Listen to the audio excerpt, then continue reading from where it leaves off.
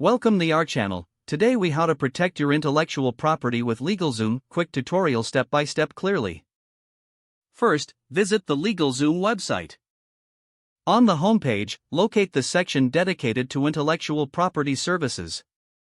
Select the type of intellectual property you wish to protect, such as trademarks, copyrights, or patents. For trademarks, click on the Trademark Registration option. Fill out the initial questionnaire provided to assess your trademark needs. Review the information you've entered for accuracy. Next, choose whether you want LegalZoom to help with the application process. If you choose assistance, follow the prompts to provide additional details regarding your trademark. After submitting your information, LegalZoom will conduct a preliminary search to check for conflicts. Once the search is complete, you will receive a report about any potential issues. If everything looks good, proceed to file your trademark application online. For copyrights, select the Copyright Registration option. Fill out the copyright application form with the required information about your work. Upload any necessary files or documentation they request.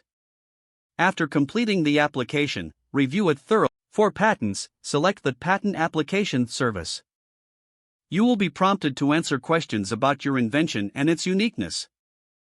Provide detailed descriptions and any drawings or diagrams if applicable. LegalZoom will assist you in preparing your patent application for submission. Once your application is ready, you'll review and confirm all details before filing.